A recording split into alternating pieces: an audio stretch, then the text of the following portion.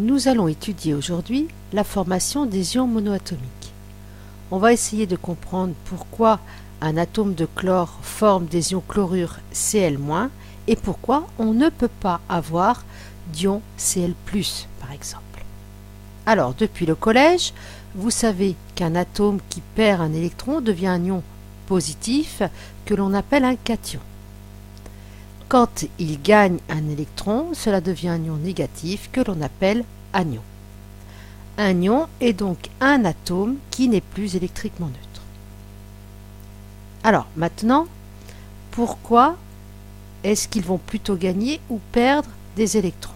Alors, ce qu'il faut voir, c'est que dans la classification périodique des éléments, il y a une famille qui présente une particularité, ce sont les gaz rares, les familles de la dernière colonne de la classification périodique. Si vous vous rappelez, ils ont leur dernière couche complète, ce qui leur donne une très bonne stabilité. Et ce qui fait qu'ils ne vont pratiquement jamais réagir. On les a même appelés pendant un temps les gaz inertes de par leur non-réactivité. D'accord ?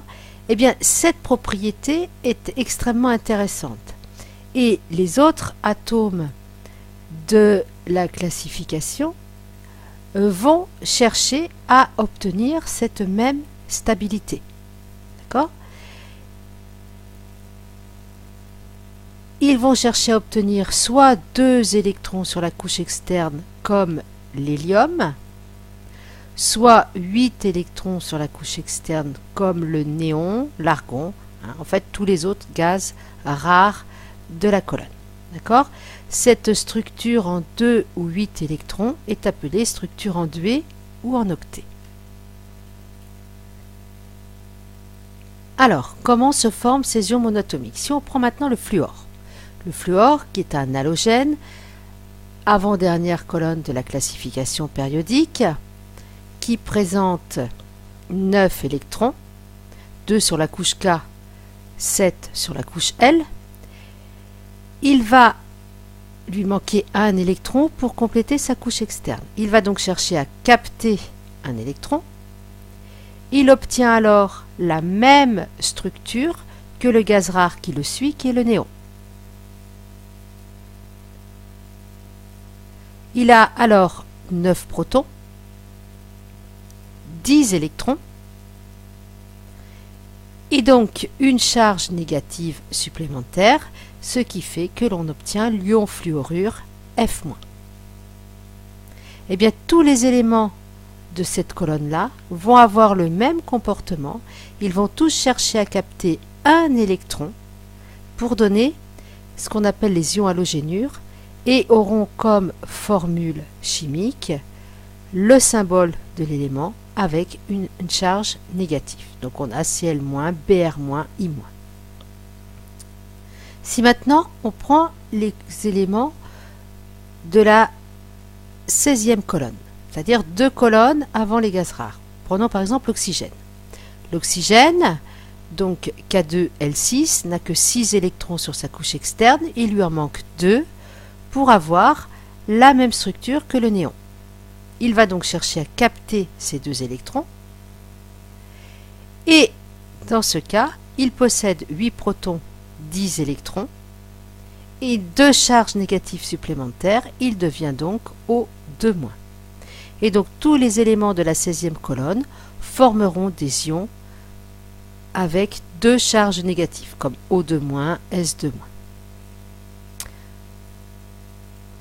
Partons maintenant dans les éléments de la première colonne de la classification périodique, le sodium. Dans le cas du sodium, on voit qu'il n'a qu'un électron sur la couche M. Donc un électron en fait en trop. Ou bien il faudrait qu'il en capte 7. Alors pour lui, c'est beaucoup plus facile d'éjecter un électron que d'en capter 7. Donc il va chercher à éjecter cet électron de manière à retrouver lui aussi la même structure que le néon. Donc il éjecte cet électron. Au bilan, il se retrouve avec 11 protons, ça n'a pas changé, mais 10 électrons. Il a donc une charge positive supplémentaire, ce qui le donne comme formule Na+.